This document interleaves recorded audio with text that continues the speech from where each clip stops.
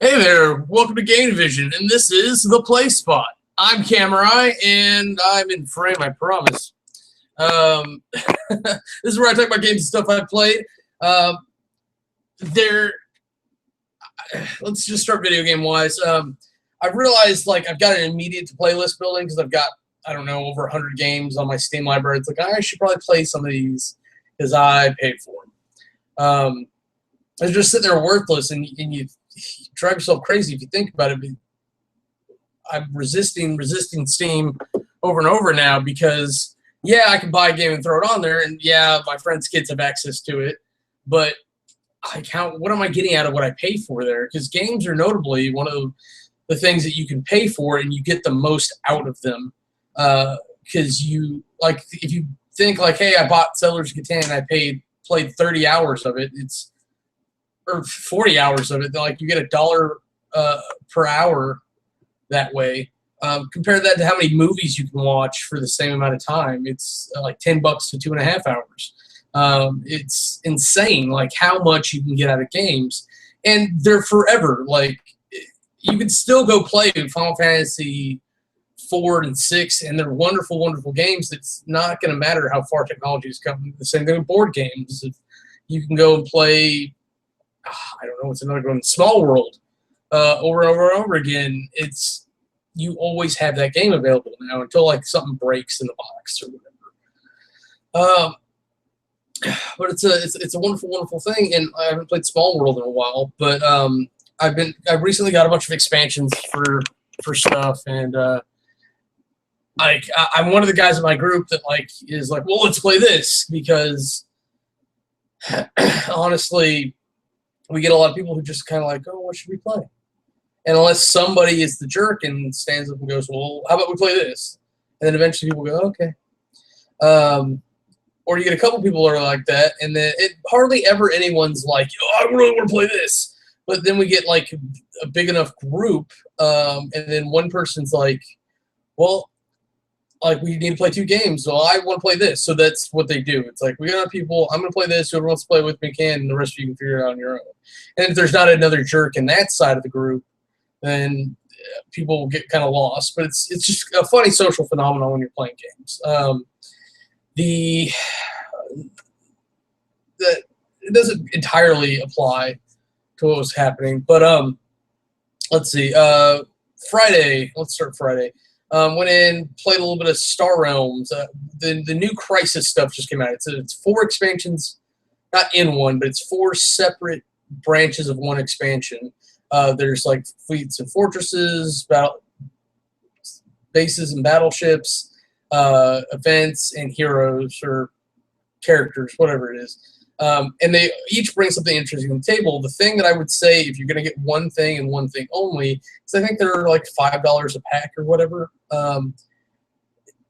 Get the events. The events change the game so dramatically. And if you played Ascension, because a lot of people I know have called Star Realms Space Ascension, it's a fantastic addition there. It's a fantastic addition here. And I think the events for Star Realms is actually better.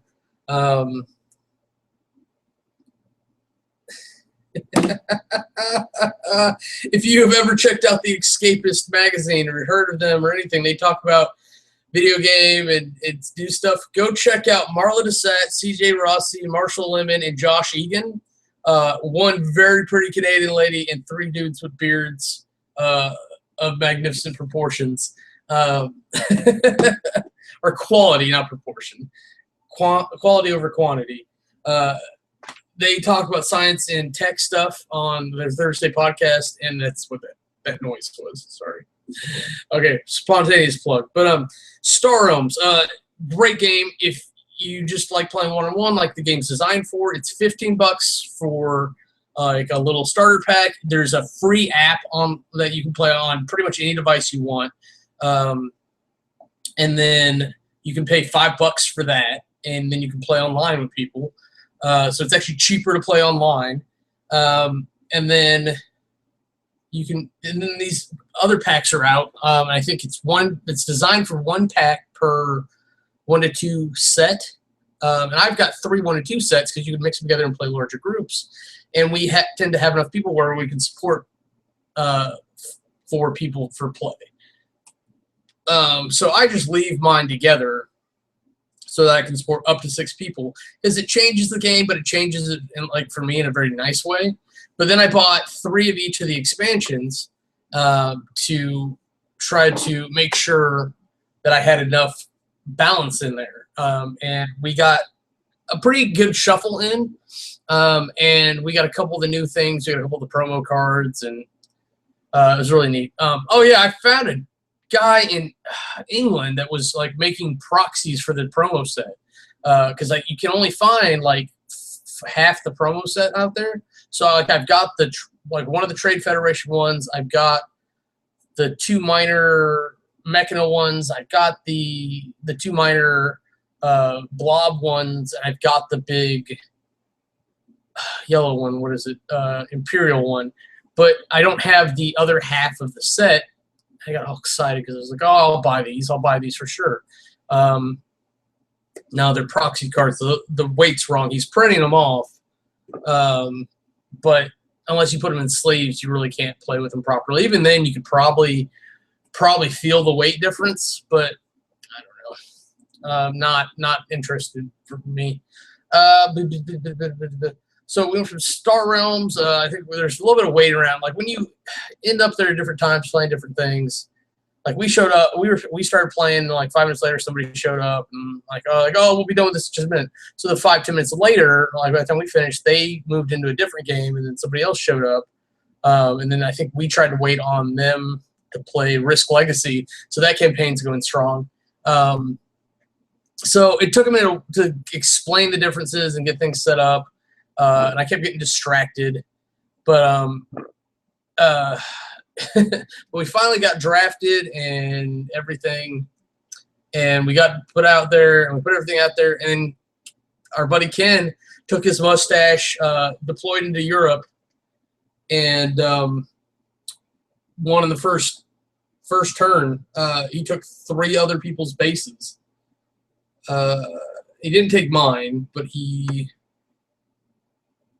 how did he do it? He started in Europe, and then he just had enough guys, so he went into Africa. That's right. He went into Africa, and then he chewed his way into South America, and he knocked into North America. And he took all 3 bases and won, and it's like, oh, what in the world?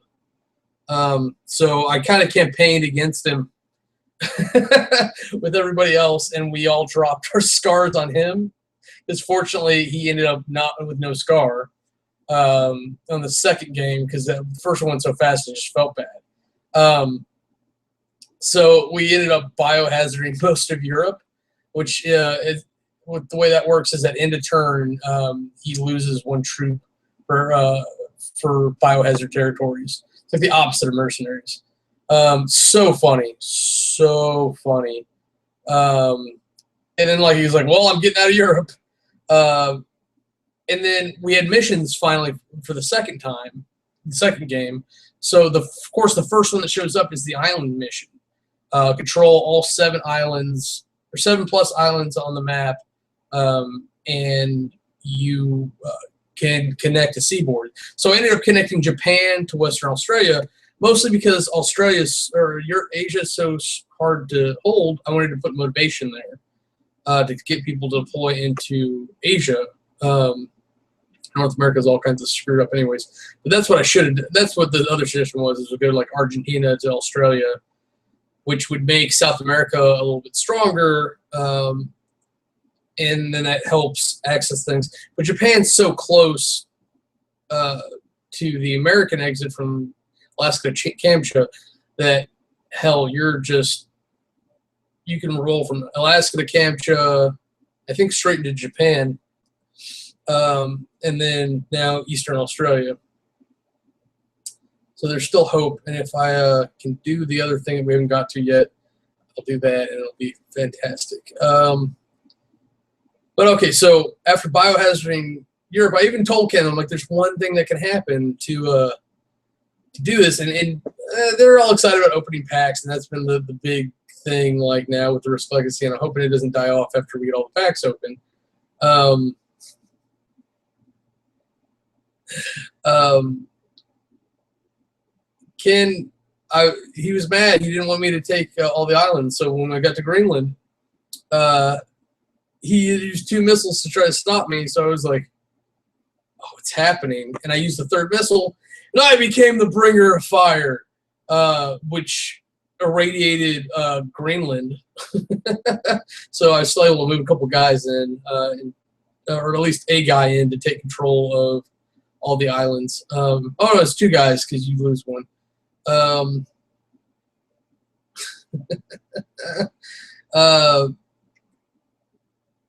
man. So funny. So funny. So Greenland's now this irradiated wasteland, and the mutants have entered the board as a new faction.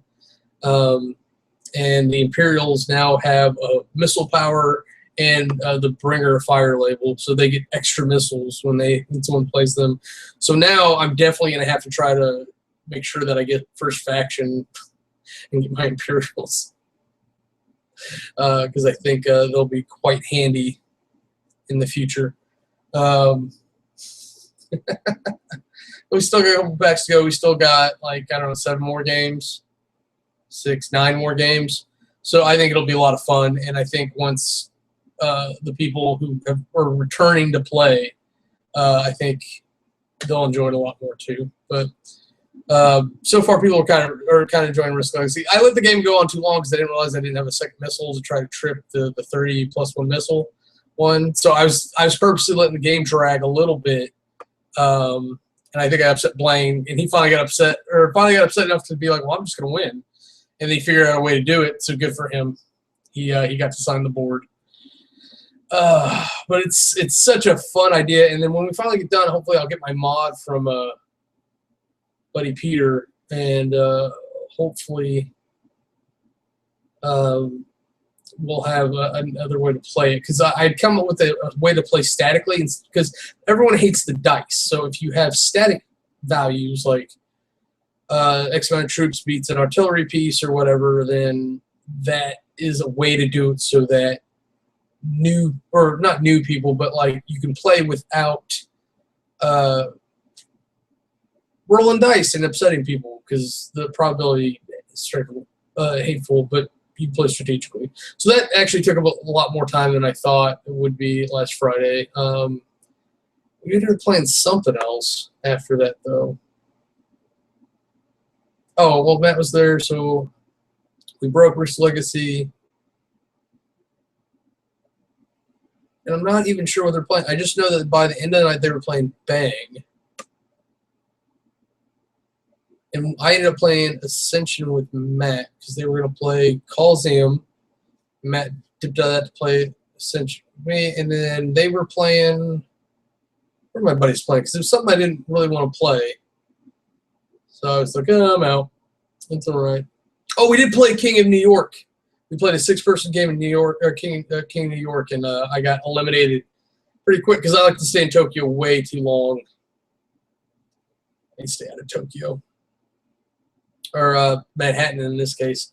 And it's really interesting to see the new strategy that comes into that, because not only do you... oh, come here. Stop being fussy.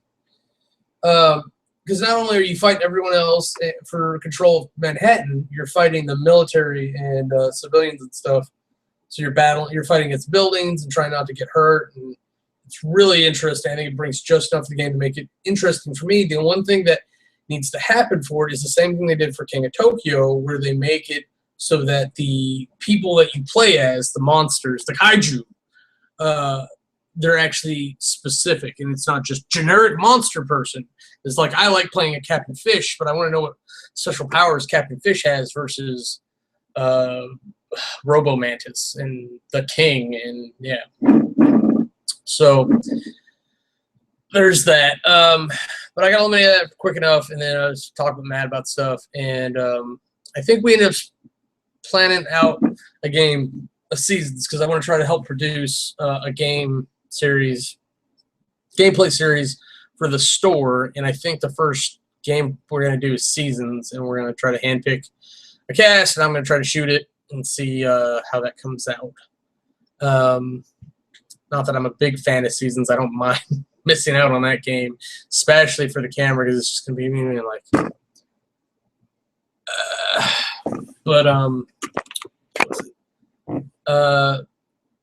So that's when we started playing Ascension, and I was all excited to play Ascension because I got all the promo packs in finally to include the season. I think it's limited.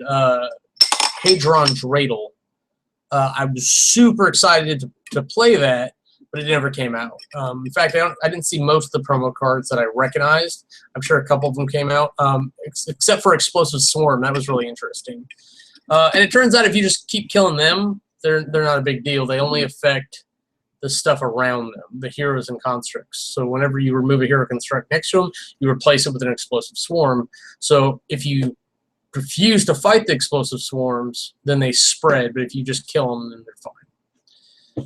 But it's a very interesting mechanic. I really enjoyed seeing that for Ascension because Ascension has so many good things, and that's the big problem we have with Ascension at this point is that there's so many cards. It's not only do you never see the same cards in the different games, in theory, but it's hard to plan out strategies because you never see those cards again, is what it feels like. And plus, it's like 2 stacks for the draw pile at this point, because we can't do the thing for Stardoms that we used to do, which was we actually put 5 stacks down, we just flip over the top card. You can't do that for Ascension anymore, because especially some of the promo cards say, well, bury cards underneath the top card. And then you have treasure cards, which are fine because those are face up, but you can't bury things face down because you got to keep track of it.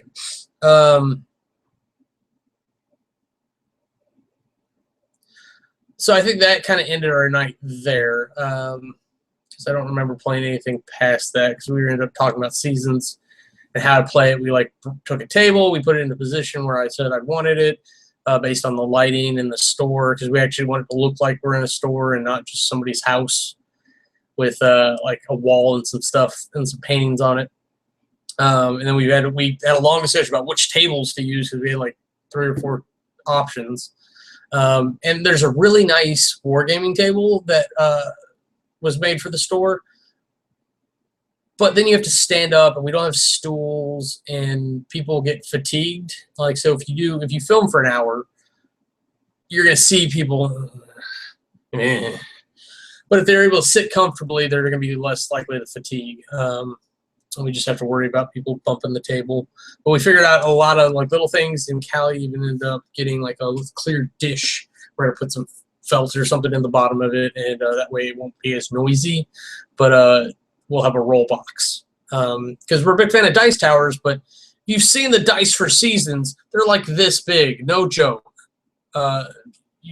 They're bigger than King of Tokyo, King of New York dice. It's insane. I don't know why you make dice that big. I'm happy with the ones that come in a little brick, and you get like 9 to a row, so 36. I think that's what I'm looking forward to. I think I said I was going to start talking about video games, and I didn't. But Saturday, I spent most of Saturday finishing out Dragon Age 2. And I think I'd finished Dragon Age 2 on Thursday on accident because I was like, oh, I just wanted to go talk to somebody here. But we have this huge incident happen. You can't avoid it. So I actually couldn't finish a couple of my missions, so that's fine. But I went back to do the DLC because I paid for it. And I don't regret paying for it. But the Mark of the Assassin one, the one with Felicia Day's character Talus, and they did a really good job putting her in the game. But I don't like Talus. It's not the rogue I would want to play because, and honestly, I don't really like the rogues that much. I like the rogue in the first game because you could focus into being a two-handed warrior essentially, and you can't do that any other way. I don't think. I might be wrong. But if I was going to ever play Dragon Age 2 again, I would play as a mage and have like a apostate story and then be able to have a 4-mage party. It'd be wonderful. Because if nothing else, I'd be able to have 3 heals. And there's supposed to be something with Spirit where you can heal, and I don't know what it is because I didn't research it properly. But if I went and respec it all, I'm sure I could figure that out. And that would be nice if I could respec my character class as well, but you can't. So you've got to pick what you want and go with it. But I would suggest, if you really like those games anyways and you have the time, go back and play it once for each class anyways. If you do Origin / Awakening, if you do it, you can do it once for each class for each different race available. Technically for each sex available. So even for the second game, you've got 6 permutations just with human, class, gender. Because they are different games. They react differently based on who you are. Not by, like, significant story points, but, like, the subtleties of it. Dragon Age has a lot more, like, permanent situations. Like, there's a character that runs off unless you romance them. There's 2 characters, like in the original, that will not go to the end of the game together. Like, one of them will swear death on the other one. It's so weird. There's possibilities based on how well you get along. Certain people run off as well. So if you just make an entire party of people who hate you, you could very well run into the end of the game solo. I think maybe the one character is still there, and if, of course, if you romance anybody, they're probably going to be by your side because you've got a good relationship there. But out of all them, I think I'd always romance Meryl. I don't see any real desire to try to romance anyone else except for maybe Isabella, because, spoiler, she's the one that runs off permanently unless you romance her. Pirate, but she wouldn't listen to me. I was trying to deal with the Kamurai, and I wanted the option to hunt her down because I should. That should be an option. It would be a complete mission afterwards. I should be able to hunt her down and kill her. Or give them the option to kill her. I wish that's another thing I kind of wish Dragon Age 2 had. I wish it had more options that said lie to somebody about something so that you could go through the action of it, but then you could traitor them towards the end of the resolution.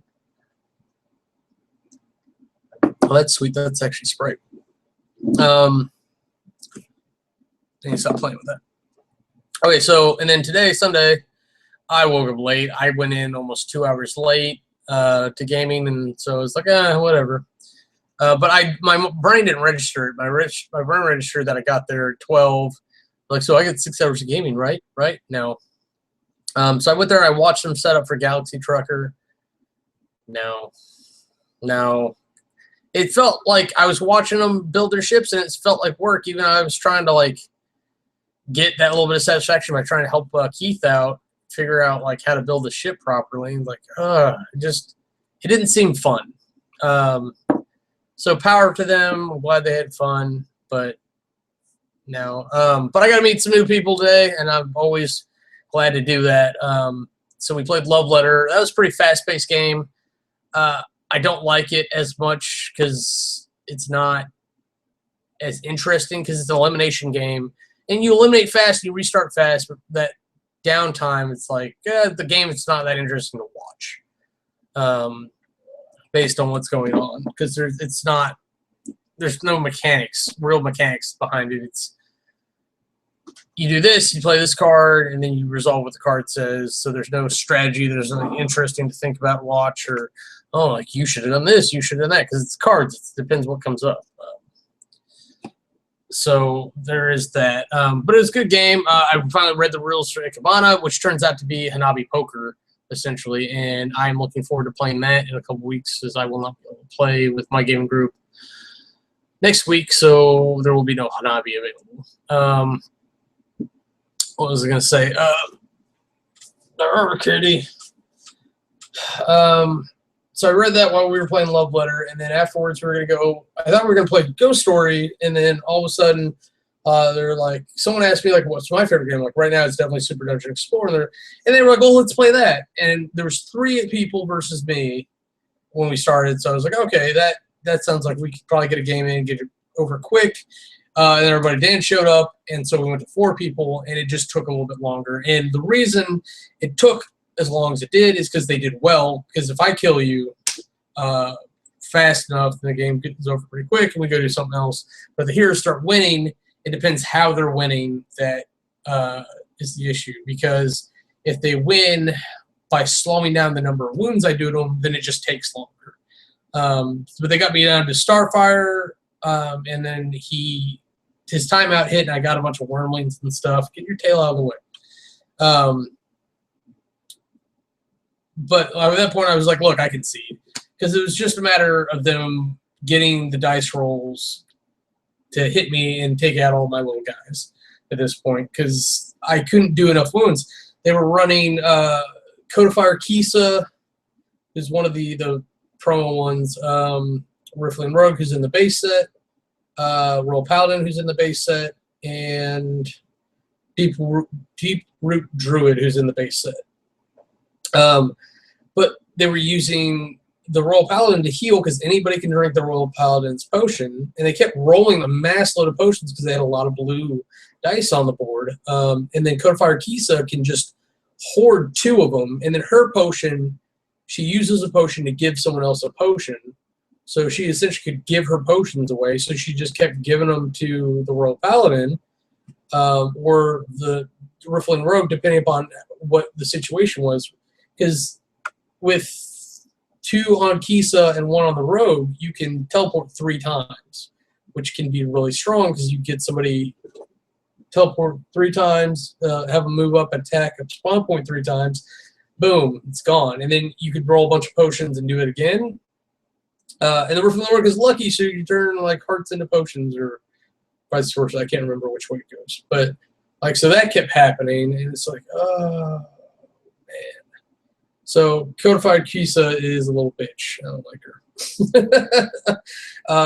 Because healing is a strong healing game is a very good strategy for Super Dungeon Explorer, but it does not make the game more fun. Let's be honest. I still want to do the teleportation machine, and I think I figured it out, because before we kind of had a blank space. You do Sebastian and you do the Riffling Rogue, so there's 2 teleport potions on the board. And there might be a better way to do this, because you really only need 1 person with teleport potions. But that way, if someone dies, then you're okay. And then you can actually do more teleportations. But you do Codified Kisa, because she can hoard 2 and then hand them out to people, essentially. And then you do Candy and Cola to generate potions. I don't know why no one likes Candy and Cola when they pick her card up, because her whole thing is that she can use her Tanuki guy to make potions. I can't remember if she holds on to them or she gives them away, but she can make potions for everybody else. I should probably look her up and actually see what it is. But it's such a powerful card for that. So if you're running either a teleportation machine or a healbot squad, it's going to be a great thing for it. And I guess that it's only if you're using a Royal Paladin. And then his friggin' aura shield, it ran him like a spread out cluster, because the rules say like you need line of sight for area of effect attacks, and auras are not attacks. And the rules clearly show, or the examples for the rules clearly show it going through the walls. So I fucking hate I hate that rule book so much, so badly. I don't think I'm going to play again until I get a chance to rip it apart and reorganize it, so that you have all the relevant information together, because it spreads out like the explanation of 8-bit versus 16 versus 32 versus super. That explanation is on 3 different pages with completely different information. You got like the first part in the beginning of the rulebook, you've got a middle part in the middle of the rulebook somewhere, and you've got one at the end. And it's ridiculous. Ridiculous, I say. Okay, so Candy Cola's ability, so it actually is an ability, is Vending Machine, augment range 6, remove a single potion counter from Candy's card and place it on target hero's card. So she's literally throwing potions at people. She can hold 3 of them. Apparently she can use all 3 of them to get +2 actions. So that's a little counterintuitive for what you would do. And she's got a Will of 2 red. So if you want to throw spell abilities you get on her, that's really not a bad way to go. If they come up. And she's got luck, so she is essentially, she doesn't dodge. She's got cola. I don't know what the back of the card says. Oh, but I'm super excited for Forgotten King. So when that finally shows up, that'll be fantastic. What is this? This looks like a fan card. Barry Sharkin Pirate, range 7. Oh my gosh, this is hilarious. It looks like somebody made their own one-time use mid-boss. That's awesome. Go people. I'm glad they did that. The Fey Alchemist show up here. The new cards look super awesome for the new Forgotten King set, and they're going to put out replacement cards for the old sets, and I'm definitely going to end up picking those up, I think. I think it'll be fun. But the Fey Alchemist also has 3 potion limit, but it has no normal abilities. It has potion abilities. It actually has blue and red potion abilities. The blue ones are experimental concoctions to back a card. I don't have the back of the card, so I'm not doing that. Secret and Key Radiant, add 1 plus green to the hero's next die roll. Oh, what? That's so broken.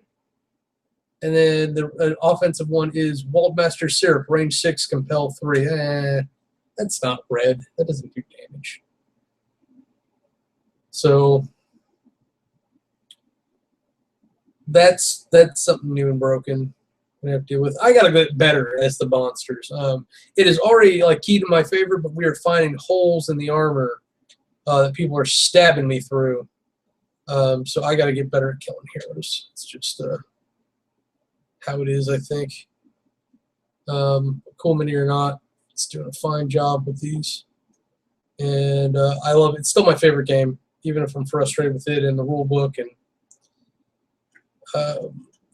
one day I will have it in its entirety, and it shall be glorious. But I think that's where we're going to end it there. So play some games and do your thing. Let's talk about it. Until next time, I'm Kamurai. This has been The Play Spot, and that's game over.